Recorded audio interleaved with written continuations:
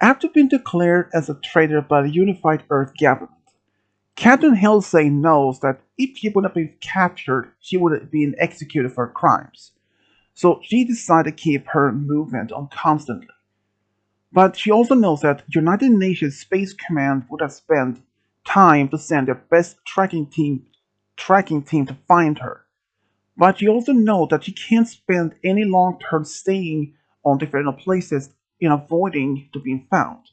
So she always kept a constant movement. She only stayed at one location at a time, maybe for only short time, like a couple of days to maybe a week. But thanks to her extended knowledge about the layouts of colonies and other military presence, she always stayed away from those locations. So she only stayed at different locations for only a couple of days to a week at most. Because she didn't want to be found and being executed for the crimes that she has been declared for. And after being declared that, she had managed to avoid any trackings or the tracking team known as the Five Star Cyrus for almost 2 months. But after 2 months of being away from them, she first believed that she may have found a safe haven. She had tracked down, she knew there was at least, well, she found a small planetoid that was barren, no life, nothing. She first believed that maybe that she could stay there for a little bit longer than unusual. But that was probably one of her biggest mistakes in that time.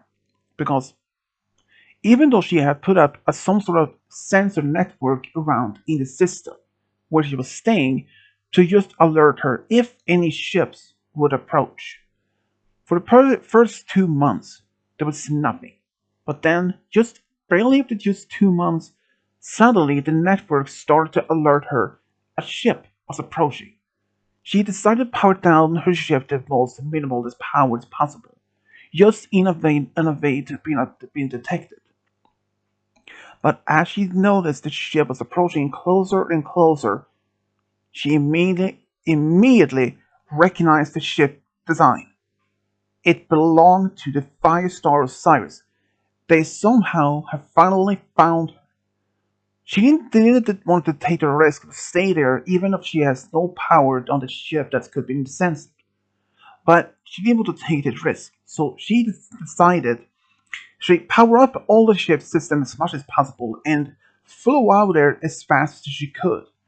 But she also had one trick behind her, because as she did that, she detonated a small bomb in the planetoid, one of those deep canyons, and that explosion caused a blind spot on the rate on the sensors of the five-star Cyrus ship. There was only a long enough ship time for her to use to activate her slip space generator to find a way to somewhere else to go. But unfortunately, as she was about to do that, the five-star Cyrus fired up on her ship from behind, but she managed to jump into slip space.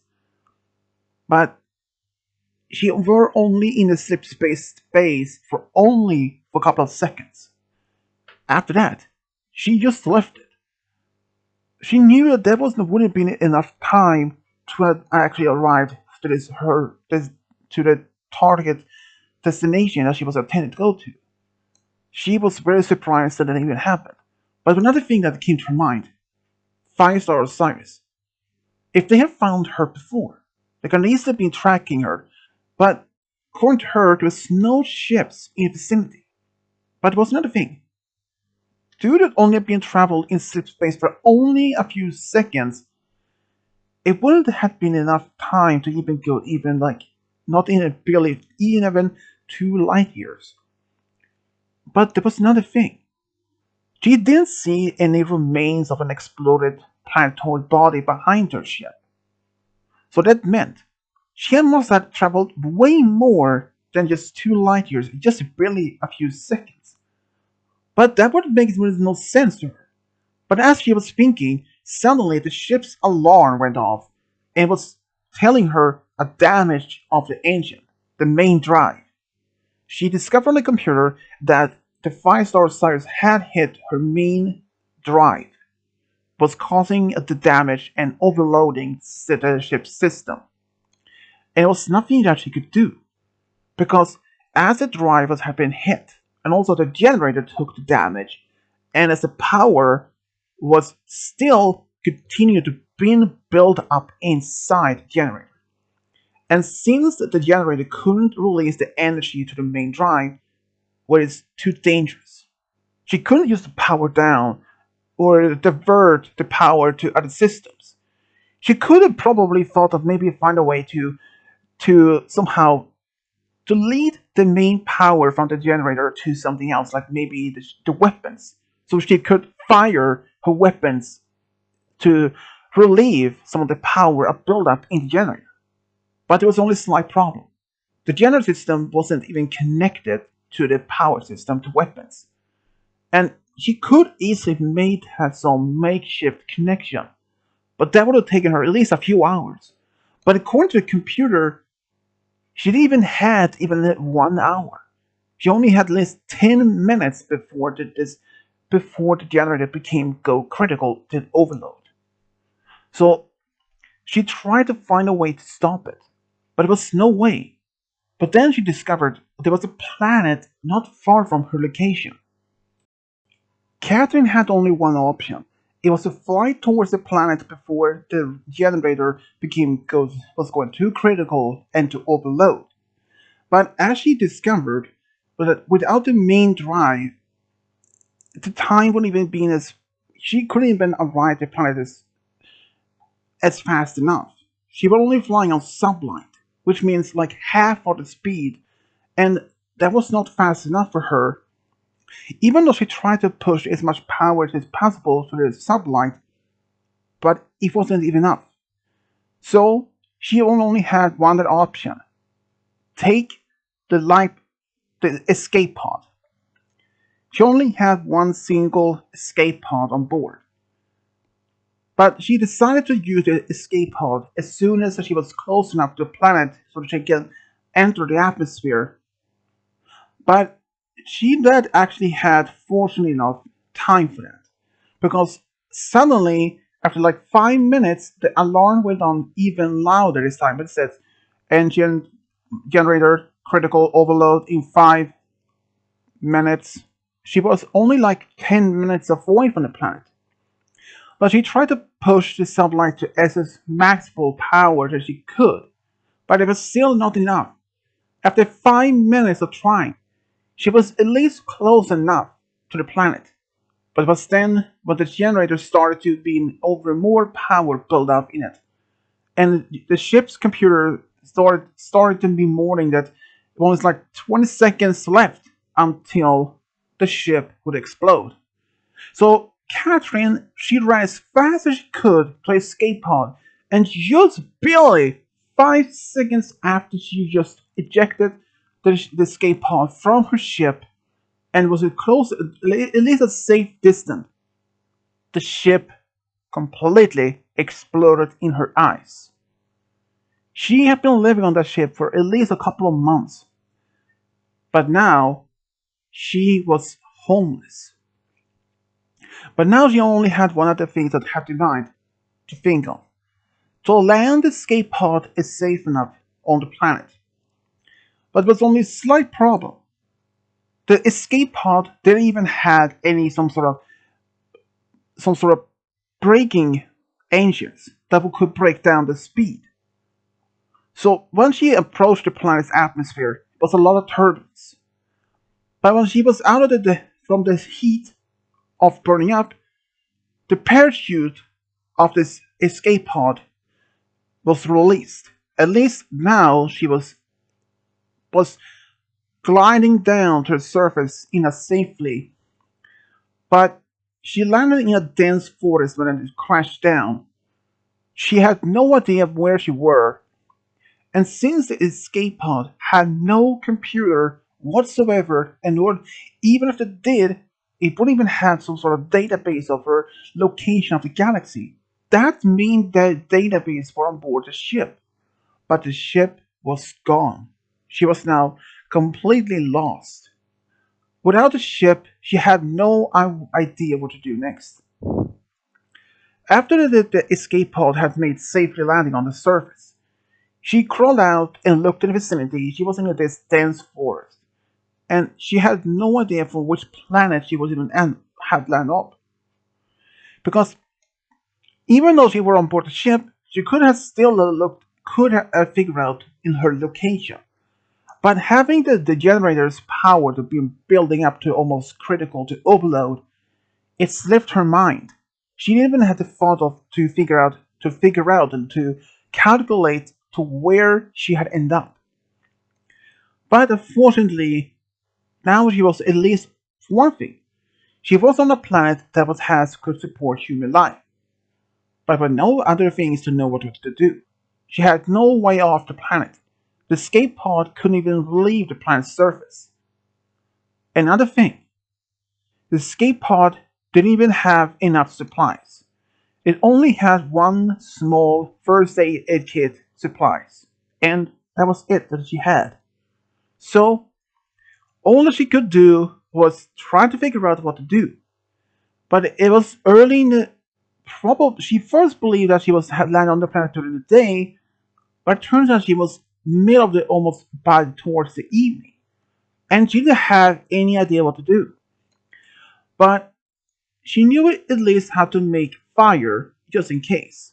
So she gathered enough firewood from the area, made some small makeshift camp of a fireplace, and used the escape pod and some sort of living quarters after it. But another thing that she lacked of was supplies of food and water. But luckily though, she managed to grab just small supplies from the ship before it exploded. But it was only enough that it would last her for at least 2 to 3 days. But that was only food supplies. But luckily though, she found a small creek not far from this escape pod. It was clean enough, but she managed to purify it a bit more, so now she has at least some water to drink. But that was it. She realized that she had to find some other place to go. If this planet could have contained a human presence, she wonders if this planet could have been a major colony.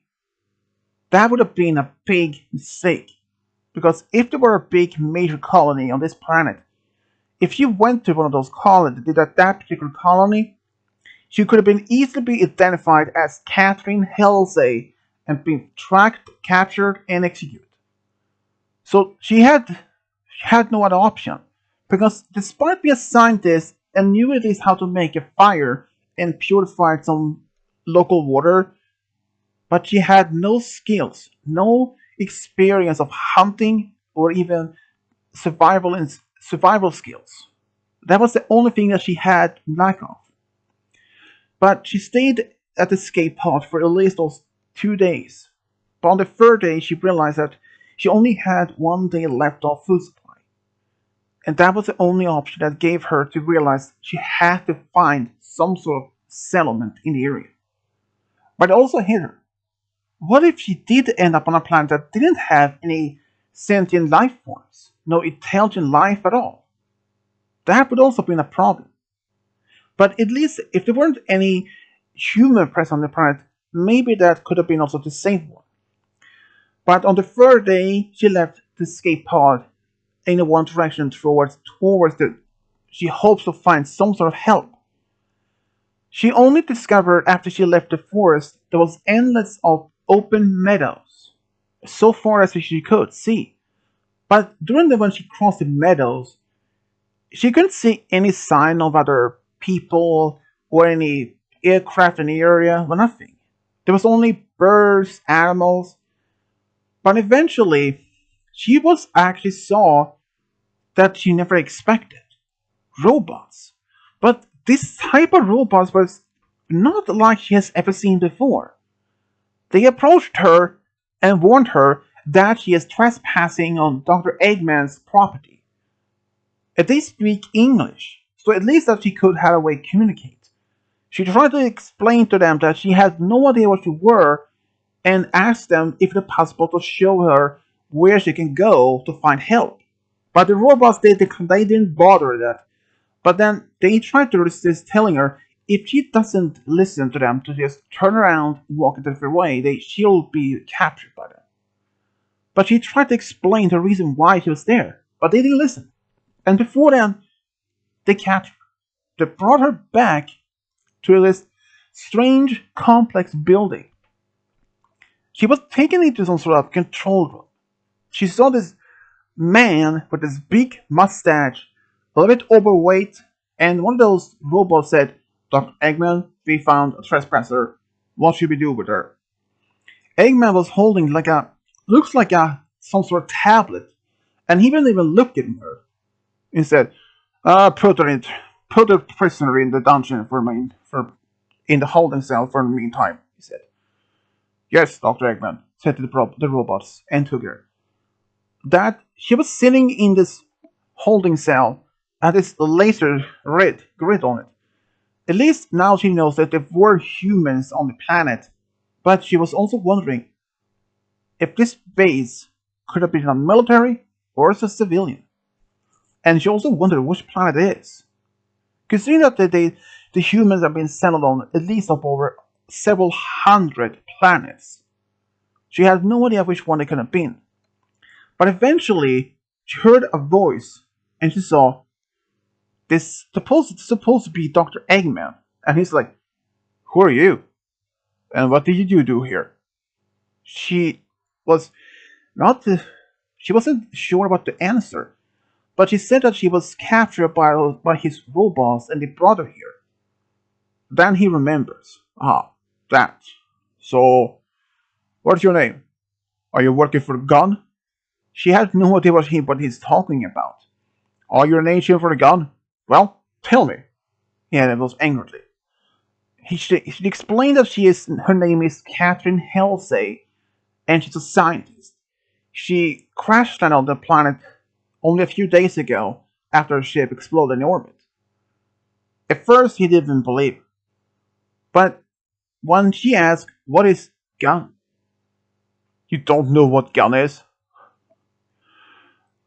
"Guardians Units of Nations," he said. "Short named Gun. Protection or Guardian Organization, or whatever it is you call it," he said. My name is Dr. Eggman. So, what brings you here otherwise?" "You said for you're from an orbit. Well, some sort of scientist explored space or something." I laughed. She didn't know if she could trust him or not, so she said, "Kinda," he said. But then she asked him if it was possible for her to have something to eat. She has been eating the whole day.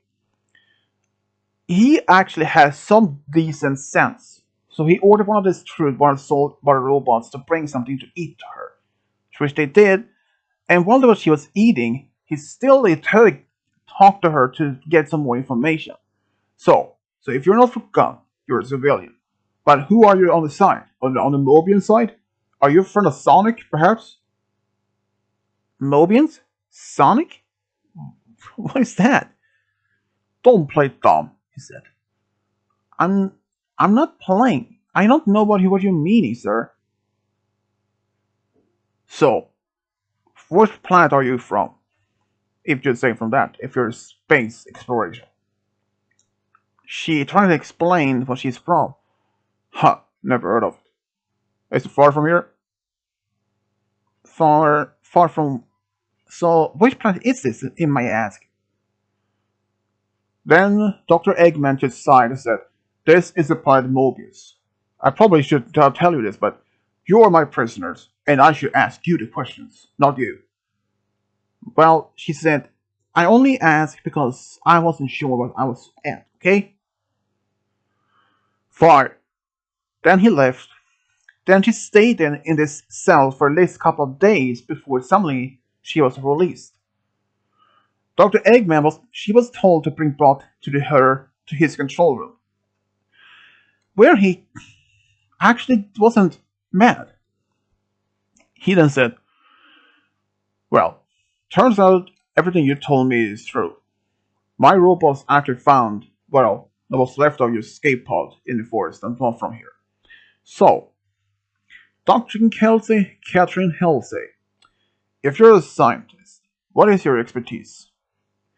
She said that her expertise was in technology and biology and something like that. Huh. Technology. So you're a scientific researcher. Well, it's always nice to find some other scientific people. But then he offered her something to eat, and they actually had some sort of lunch. She asked him more about the so-called Mobians and who Sonic is. Ah, the Mobians. Well, they are the local population on this planet. They are, how to say, talking animals. Talking animals? Yeah. Then he showed some pictures of a hologram of several. Ah, this is one of them, named Sonic. He is the fastest of all of them, apparently he claims. He can run as fast as the sound, the speed of sound. The speed of sound? That it sounds incredible. Uh, yes, the sound is, yes, but also quite annoying. Annoying? And then he explains every time he tried to do something, but she realized that what he's doing is basically the wrong. Not to be sound too rude to you, Dr. Eggman, but that is really is what I think Sonic is trying to stop you. Another person that thinks like him. That's not suspected. But she then said, I understand you want to build your own empire, but have you tried to at least maybe to work out like some sort of alliance, not to enslave? What do you mean? Well, I mean, I had some my technical skills. I mean, I could probably give you some new robot designs and probably provide with this AI that you don't need any of those improvements. Huh? AI, artificial intelligence, right? Yes, that's true. Huh? I actually tried it a couple of times, but never came along with it. He said. Well, I could try to give you a hand with that. My expertise, though. Hmm. Oh well, let me see. After they had the lunch, they went to his lab, and he then showed her a computer and told her to prove her that she can actually give him some sort of artificial intelligence. Then, after several hours of working, it seemed that he was losing his patience. Well, are you done, right? I thought this was going to take a few hours. But then, after another 10 minutes, they're done. What? Already? Took what? 4 hours? Yeah, it usually can take longer, but I made it basic. Then she used a machine to create a small robot. As small of a, it's the same size as a Mobian. Then he asked this robot, and it actually had intelligence enough as, as an equal to a human mind. Huh, I'm very impressed. You may could prove useful for my skills, for my operations. But over time, Catherine actually was allowed to stay in Dr. Eggman's base, and they actually started working together. Even though she tried to convince him not to abandon his ways and try to make living peaceful without. Because during her stay, she literally had encounter with Sonic and his friends to start to stop him, Dr. Eggman's plan to take over the world domination. So she had explained what if that he didn't take over the world, but that he did had to stabilize his own country, but instead rule that country and provide the rest of the world with his technology, robots that can actually help the society and make it better. That would make him like a good guy, he said. But isn't that better being a good guy than an evil? If you had been, if you at least was respected by the rest of the population on the planet, there wouldn't be any sort of attacks to your base constantly by Sonic and his friends. That actually was a good point, but he still didn't even listen. But after a while, after another constant attacks of Sonic's and his friends, he came to realize that Catherine had a point, and he decided to listen to her for once. So he did make an announcement to the world population of Mobius that he has decided to establish his own country, but not at the same as world domination, for at least for that part. Even though many of the Mobians, including Sonic and his friends, they were not really trusted this supposed new Eggman's country. But he did manage to find a small part of the planet that is actually not inhabited by anyone. So he established his new kingdom, his new country. At first, Sonic and his friends had allies in the area. They had a constant watch. But when the allies reported back to Sonic and his friends that Eggman, sure, he did build, but he didn't build any sort of things that's supposed to be taking over the world. He actually helped the locals in the area to build new homes, provide them with things that they could have: electricity, running water, even hospitals, schools. At first, Sonic and his friends first believed that there was some sort of scheme in like falsely to prove him that he could be good. But after that, they saw this young woman by his side. They realized that her influence on Dr. Eggman had changed. And even after 1 year, Eggman's kingdom or his country actually had been well established and had been received well positive comments from the rest of the people in that kingdom and the rest of the world. Catherine, though, she actually was happy to see that Dr. Eggman actually had changed his mind. And he actually started to feel at least happier. Because without Sonic and his friends attacking, since he had changed his ways, since he did that, there hasn't been any constant attack by Sonic and his friends. And he actually just realized that maybe this is the way that he should have been doing instead of being taking over the world. But after nearly just 2 years more, Catherine actually has stayed with Eggman. And in fact, they have been living together as a couple. When Sonic heard about this, he actually went to see Eggman, and Eggman actually, for once, greeted Sonic as an equal, as a friend, not an enemy.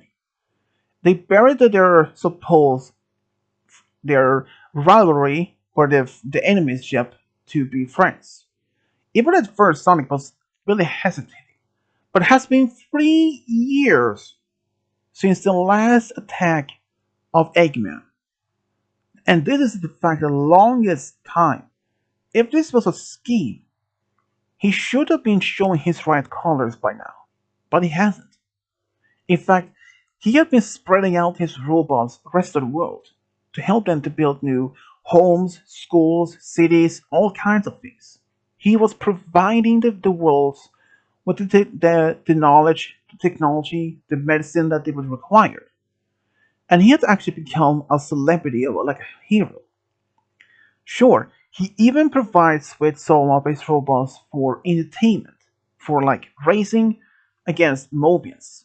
And he had even declared the robots as equals. He decided to make them as has the same rights as humans and Mobians.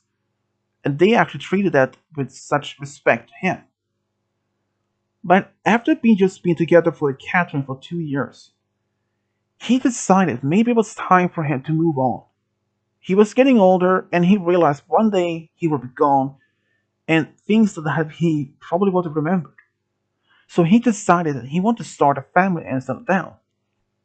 He proposed to Catherine and she said yes. They had a small wedding. Sonic was actually Eggman's best man, and Amy Rose had actually become Catherine's bridesmaid. Even at the party afterwards, Sonic said, "All this happened with our friend here, Dr. Eggman, being my arch nemesis. But now, I will say, proud to call him as my friend," and made a toast, and everyone agreed. After the wedding, Eggman and Catherine went a small honeymoon for about a week. They had a good time where they went to. But just barely 2 years after the marriage, Catherine revealed that she and Eggman are expecting their first baby within the next few months. And in fact, they were expecting a baby boy, which they named Eggman Jr. And after a couple of years later, they had another baby, a daughter which they named Sarah. Eggman actually, at this point, really had changed his mind. He had actually turned from an evil to a good guy and provided the world with the technology and the all kinds to promote the happy things that they was missed out. Catherine, eventually after some that she was married with Eggman, she told him her past, and he was shocked, but agreed. Maybe it was best to move on. But she also, at the time, she realized she wasn't in her dimension anymore. She had ended up in a different ultimate dimension. But there, she could be living free without being worried to be found and executed by unified Earth government ever again. She is just happy to have found her true love within Dr. Eggman. And even Eggman was happy that with her guidance showed him the right way to be a good guy. And this is how Dr. Eggman and Dr. Catherine Halsey found the true love that are found together. The end.